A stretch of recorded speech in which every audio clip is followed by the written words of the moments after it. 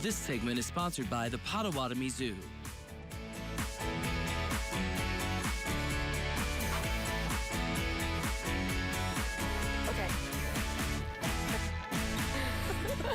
The oldest zoo in Indiana, Potawatomi Zoo, features over 500 animals with fun activities for everyone. And you know, Jackie, Josh was here with us last week. He was. And I said, I'm going to become a member, and I did. You did? Yeah, so we can go this summer together. We can. My gosh, We'll do a play little date. family trip. Yep, every week we're going to feature and highlight some new activities and animals that are going on in the zoo. And who did you bring today, Josh? We brought a three-banded armadillo named Kitchi. Well, it's Kitchi Kamo. I can't really say it right, so we just call him Kitchi. But he's part of our ambassador animal program. So he's Jackie loves kitschy things. Okay. Can I, look at him. Oh, yeah. He's waking up.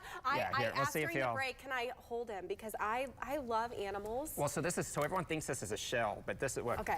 So here, hold your hands out. Okay. And you'll feel how warm. Oh, he is warm. You see that? Yeah.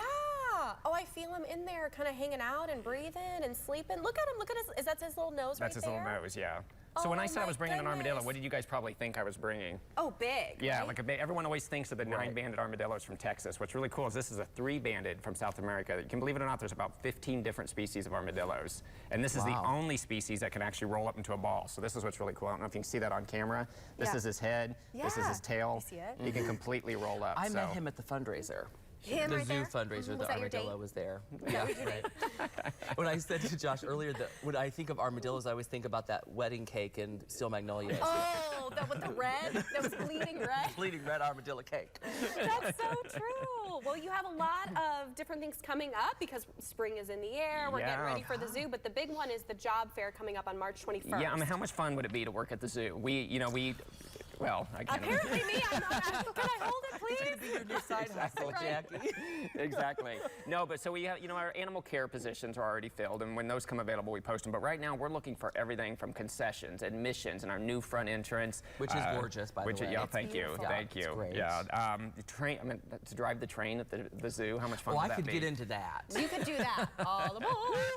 Yeah. Yeah, so on the March 21st, from 9 to 12 at the zoo, you come to the zoo, you can get an application right there, fill it out, do an interview, and yeah, you could walk out on the 21st with a job at the zoo. You know what? I saw something, I think, on Facebook recently about the zoo that was looking for, I think, volunteers who would kind of do something with the animals, like tracking them. Yeah, so our volunteer program is huge at the zoo, and we owe so much to them. So much of what we do is through volunteer work. So we have docents and volunteers that do everything from man the Australia section, just take biofacts out into the zoo.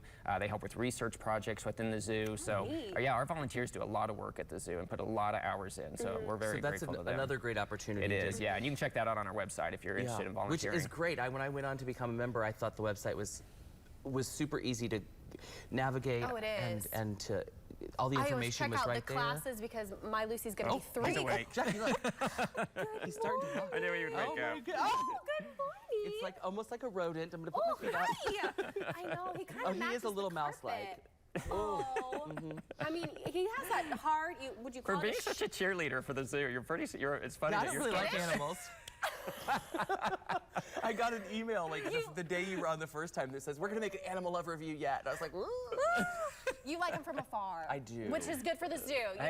He still supports us. There's amazing new walkways and barriers, so you can walk on behind the beautiful a fence, new behind walkways. glass. I'm all about it. Yeah, tell us about some of the new revitalization about the zoo, because I've been going since I was a kid, and it is beautiful now. Oh, thank you. Yeah, so the new front entrance we're going to debut this year, all glass, so great experience as you come in, but we've been upgrading all the animal habitat, so new climbing structures, just making that whole visitor experience much better. But yeah, so the zoo, we're modernizing, and we have a lot to come, and in 2 to 3 years, this zoo, we're already a regional destination, but it's pretty exciting what's to come. So this little guy's excited. Oh yeah.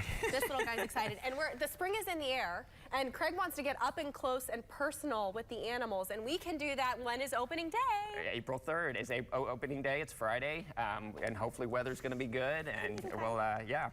So we actually have about 4 of these guys at the zoo. Yeah, we just had a baby. So one of his offspring, or one of his mates, is actually down in the learning center, and then a couple of them are back in the back. So like I told you before, a lot of these animals are part of breeding programs through the zoo world. So zoos may have animals back behind the scenes that people don't see that are just set up purely to keep them quiet, keep them in breeding situations so that we can, you know, sustain the population. So and we actually just had a baby not too long ago. Which is crazy, like super important because you know so many of the things you'll see, like the last one alive, or, you know, so the animals to really keep them populated and going. And yeah, I think a lot of people don't realize, you know, they just think about they come to the zoo and see the animals. They don't see what's going on behind the scenes and how much is involved in just these breeding programs and, you know, sustaining these species and what zoos are doing in the field and research projects. And well, we might have to come to you one week. That's what I'm hoping for, yeah. And check it all out. Well, I want you to meet the rhino. That's what I'm really excited about. I can't wait on April 3rd, opening day. But if you want to check out that job fair, we want to make sure that you get that information. So go to PotawatomiZoo.org, and that job fair is on March 21st. Or you can visit the zoo in person. There you go. There's that information for that job fair, because you don't want to get up close and personal with those animals, just like I did. Or concessions, or be the train conductor. I could serve the Diet Coke. You do serve Diet Coke, right? Yeah. Okay, then he's My goal is in a month you'll be holding a snake over there. So. Yay! We'll do it. I don't know. Well, coming up, giving back to those in need, find out how you can participate in a fun golf tournament and support a great cause at the same time. Details next.